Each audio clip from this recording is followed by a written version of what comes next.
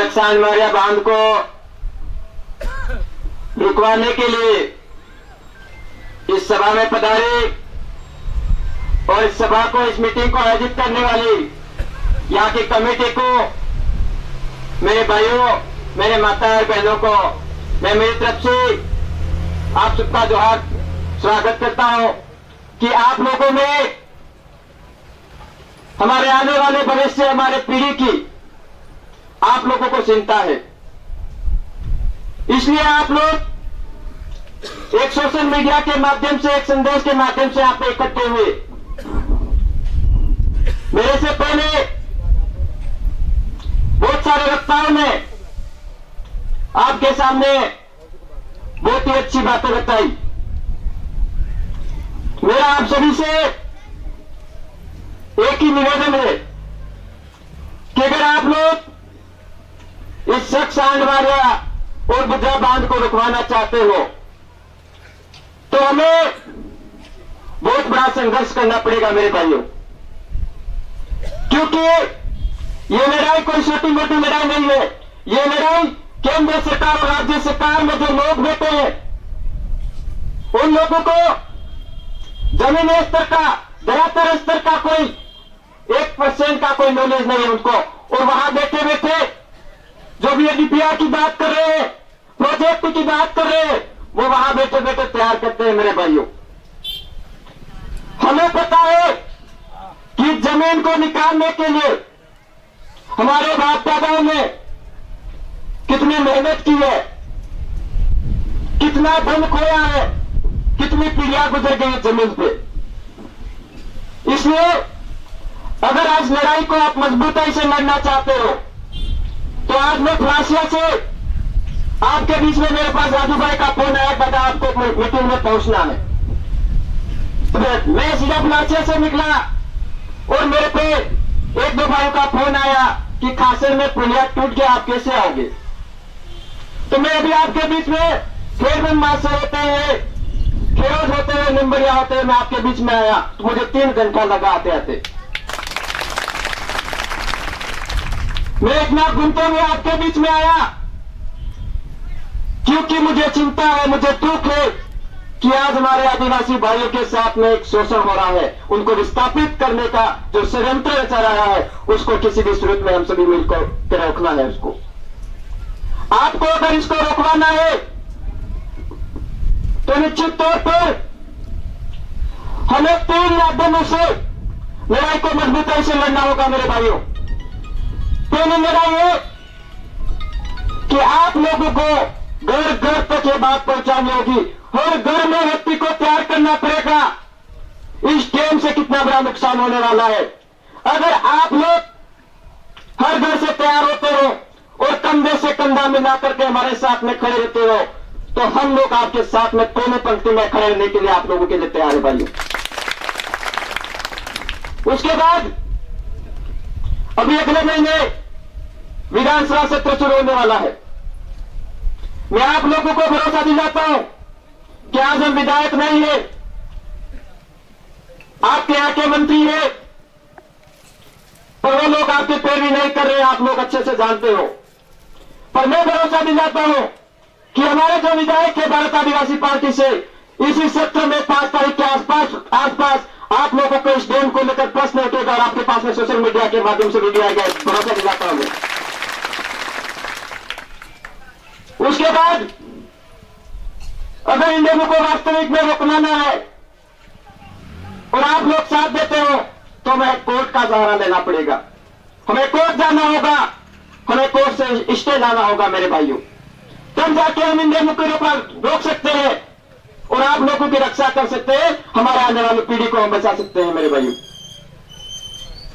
तो आज आप लोग मंथन करिए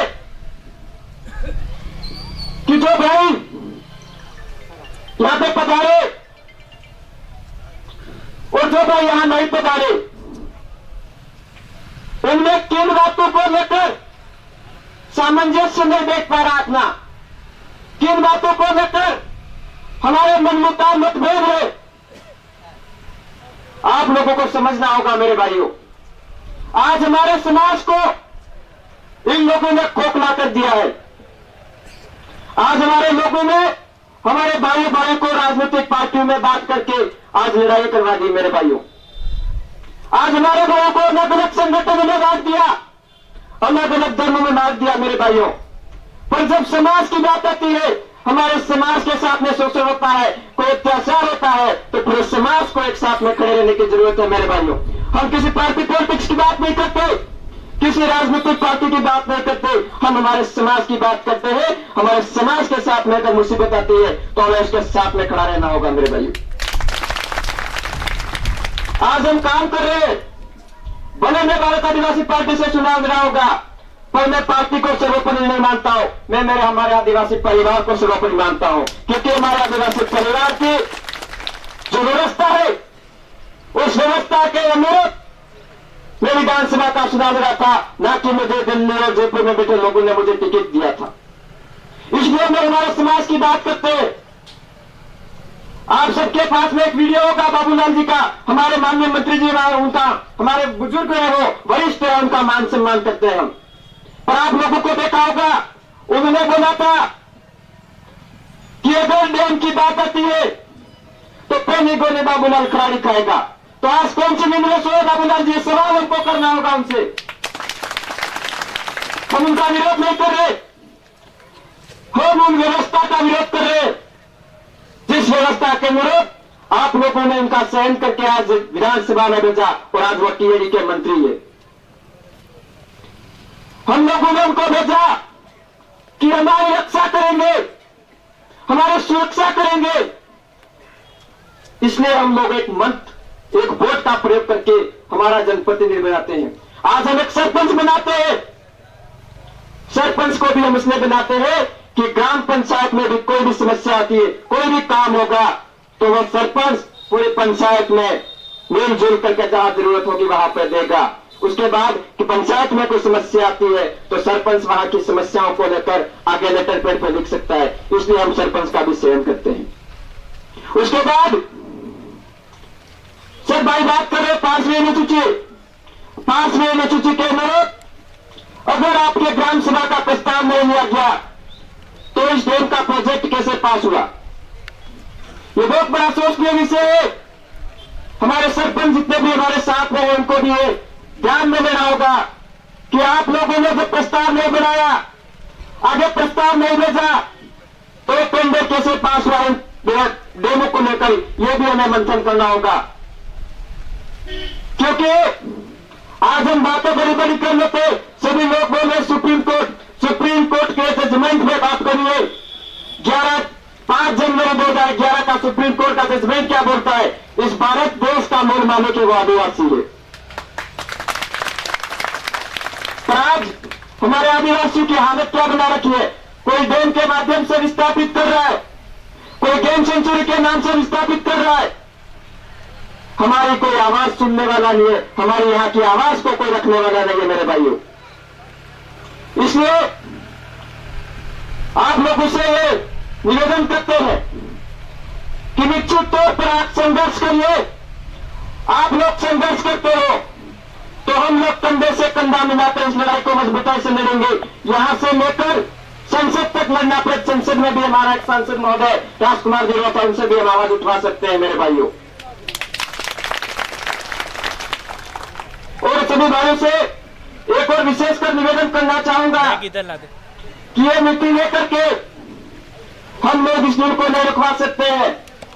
अगर वास्तविक में इस डैम को रुकवाने हैं तो आप लोगों को पूरा मैप बनाना होगा, पूरा लिस्टें बनानी होगी कि वास्तविक में कितनी ग्राम पंचायतें इस डूब क्षेत्र में जा रही है, कितनी जनसंख्या है इस डूब क्षेत्र में, जो डूब क्षेत्र जा रहा है उसमें कितनी ऊंचाई पे कितने फीट का जो पाल बना रहे हैं जिससे पानी का भराव होगा।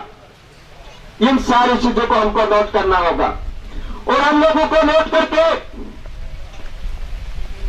उपखंड कार्यालय का कोटना का घेराव करना होगा मेरे भाई। धरना प्रदर्शन करना पड़े, धरने पे बैठना होगा मेरे भाई। तब जाके हम जो लड़ाई लड़ रहे हैं उस लड़ाई को हम जीत सकते हैं। तो हमारी तैयारी हो गई है यहाँ की जो टीम है उनसे भी हमारी बात हुई है कि 10 से 15 तारीख के बीच में अगर आप लोग साथ देते हो तो कोटना को जाम करने की हम जिम्मेदारी लेते हैं, आप लोग हमारा साथ दो। उस मीटिंग में यहां के जितने भी जनप्रतिनिधि हैं उन सबको बुलाइए, जो भी आना होगा आएंगे। और हम लोग भरोसा दिलाते हैं कि हम उस सभा में माननीय हमारे सांसद साहब राजकुमार देवौत साहब को बुलाएंगे। यह आपको इस विश्वास दिला के मैं आपके लिखे जाता हूं। इसलिए आपको डरने की जरूरत नहीं है। हम लोग आदिवासी परिवार के बेनर पे काम कर रहे हैं। हमारे ये जो आपकी डेम की समस्या है, डेम के साथ साथ हमें शिक्षा पे भी जोर देना होगा मेरे भाइयों। हमारे बाप दादाओं ने तीर कमान से लड़ाइयां लड़ी, पर आज की तारीख में हमें कलम से लड़ाई लड़नी है, संवैधानिक दायरे में रहकर लड़ाई लड़नी है मेरे भाइयों। आज मेरे बड़े बुजुर्ग बैठे हैं, आप सब जानते हो हमारे सामने 1922 में नीलू बिजली का हत्याकांड हुआ, कितने आदिवासी भाइयों को मारा गया। गुजरात के पांडुवान में हत्याकांड हुआ, हमारे आदिवासी भाइयों को मारा गया, कितने आदिवासी भाइयों को मारा गया। नानगढ़ पे हत्याकांड हुआ, अंग्रेजों ने गोलियां चलाई, वहां पे भी हमारे आदिवासी भाइयों को मारा गया। ये बात इसलिए बता रहे हैं कि जो 3 हत्याकांड हुए और हमारे आदिवासी भाई, हमारे पुरखे मरे, वो कौन सी लड़ाई लड़ रहे थे, ये हमें समझने की जरूरत है। आज वो लड़ाई होगी थी जब जंगल जमीन और हमारे हक अधिकार की लड़ाई को लेकर वो इकट्ठा हुए थे। और जो गैर लोग हैं, जो राजा रजवाड़ों के शासन से उस टाइम, उन लोगों ने गोलियां चलाकर हमारे लोगों को मारा गया। आज भी हमारे साथ में अगर आप लोग नहीं समझे, जागरूक नहीं होते हो, जन जागरण नहीं करते हो, हमारे आने वाले युवा पीढ़ी को नहीं समझाते हो, तो आने वाला टाइम वापिस राजा रजवाड़ों के टाइम था, उस टाइप का आने वाला है मेरे भाइयों। आज हमारे समाज को किस दिशा की ओर ले जा रहे हैं, अंधविश्वास पाखंडवाद की ओर ले जा रहे।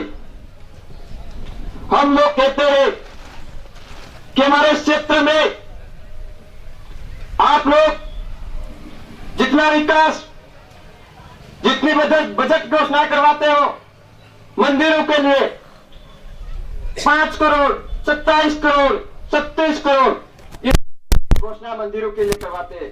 हमें कोई दिक्कत नहीं है, आपकी आस्था है, आप करवाइए, आप जाते हो आप करवाइए। पर हमारे इस क्षेत्र में हमें जरूरत है, शिक्षा की जरूरत है, चिकित्सा सुविधा की जरूरत है। ये जो सड़क अच्छी बन जाए तो हमें जाने आने में दिक्कत नहीं हो। ये 3 मांगों की हमें सख्त जरूरत है।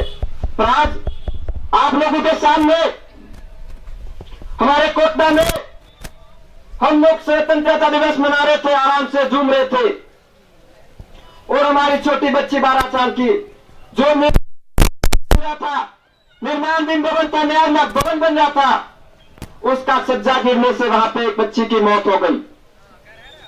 और उस मौके पे जैसे ही सूचना मिली, हम 1 घंटे में वहां पे पहुंचे थे पातरपारी। हमारे से पहले हमारे मंत्री जी वहां पे मौजूद थे। हम फिर परिवार से मिले, हमारी बातें हुई। हमने ये मांग रखी वहां पे कि जिस तर्ज पे दूसरी जगह जो इस प्रकार की घटना घटती है, उस घटना में जो मुआवजा दिया जाता है, जो संविदा कर्मी पर नौकरी दी जाती है, उसी प्रकार से इस परिवार को, इस आदिवासी गरीब परिवार को ये मुआवजा मिलना चाहिए, इस नौकरी मिलनी चाहिए संविदा पे। ये मांग हमने रखी थी, 50 लाख की मांग रखी थी हम लोगों ने। क्योंकि वहां पे मंत्री जी को जेब से पैसे नहीं देने थे, वहां पे सरकार से पैसा लेना था। जो टेंडर था, जो जिनके अंडर में जो काम चल रहा था, उनको मिलकर पैसा देना था वहां पे। पर सबसे बड़ी दुख की बात यह हुई कि इसी क्षेत्र के हमारे आदिवासी मंत्री होते हुए चिरंजीवी का 5 लाख और 6 लाख रुपए अलग से करके 11 लाख रुपए की बात करके कागज में साइन करवा के 90,000 रुपए देके उस पीड़ित परिवार के साथ में बहुत बड़ा न्याय किया उन लोगों ने। हमें दुख हुआ उस टाइम, पर हम मौजूद थे, तो हमारे साथ में सरपंच नहीं होने की वजह से, उस पीड़ित परिवार हमारे साथ में खड़ा नहीं रहने से हम लोग वहां पे आवाज नहीं उठा पाए। उसी तर्ज पे हमारे भी 5 दिन पहले की घटना है, हमारे फ्लासिया में घटना हुई। निजी क्लिनिक पे एक आदमी को इंजेक्शन लगाया, तुरंत आदमी मर गया। हम लोगों ने तुरंत आवाज उठाई और उस क्लिनिक को सीज करवाया और हम लोगों ने 50 लाख की मांग रखी। हमें भी पता था 50 लाख तो नहीं देंगे, पर उचित उस पीड़ित परिवार को मुआवजा हम दिला सकते हैं, हमें भरोसा था। और 10 लाख रुपए में हमारे लिखा परिवार 10 लाख रुपए हमने दिलाए। फिर भी आज हमारे पास पावर नहीं है, फिर भी हम इतना हमारे समाज के लिए संघर्ष कर रहे हैं। तो आप लोगों को समझना है, हम ये नहीं कह रहे कि आपको इसको वोट देना है, इसको खड़ा कर दो, इसको सरपंच बना दो, इसको प्रधान बना दो, ये नहीं बोल रहे हैं। पर जिस आदमी को भी आप समर्थन दे रहे हो, वो आदमी हमारे मुसीबत में हमारे साथ में खड़ा रहना चाहिए। ये आपको समझना होगा और निर्णय लेना होगा। आज की तारीख में हो क्या रहा है कि हमारे लोगों ने कभी निर्णय नहीं लिया, दूसरों ने जो निर्णय लेके थोपे उस पर हम लोगों ने काम किया। आज हम लोग निर्देशन, नियंत्रण, सिलेक्शन किसके हाथों में है? आज जो गैर आदिवासी जो लोग हैं, जो बड़े बड़े पेट वाले लोग हैं, वो लोग हमको जिस प्रकार से निर्देश देते हैं, नियंत्रण करते हैं, सिलेक्शन करके जो भी आदमी दे देते हैं, उसके पीछे हम लग जाते हैं। इस सिस्टम को चेंज करना होगा। पहले हमारे मुखी थे, कमेटी थे, हमारे गांव में बैठते थे और गांव में बैठ के निर्णय लेते थे। मेरे भाइयों, उस सिस्टम को इन लोगों ने खत्म कर दिया आज। इसलिए हमारे आदिवासी परिवार ने व्यवस्था बनाई है कि सिलेक्शन, नियंत्रण और निर्देशन हमारे आदिवासी भाई करेंगे। आज ये व्यवस्था बनाई हमारे आदिवासी परिवार ने।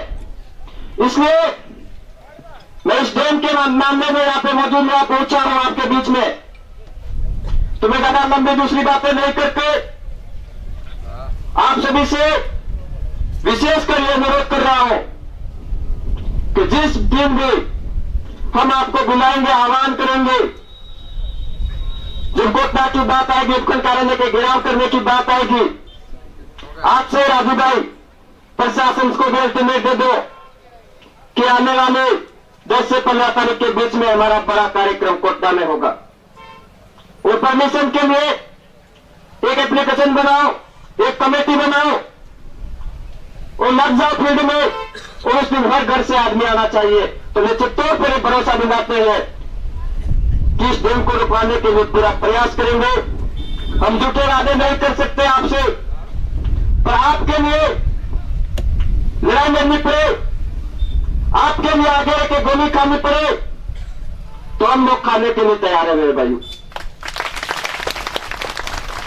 क्योंकि आज हम लोग, हमारे जितने भी जनप्रतिनिधि है, वो भूल चुके हैं कि समाज का सर्टिफिकेट लगा के वो लोग सरपंच, प्रधान, विधायक, सांसद बनते हैं।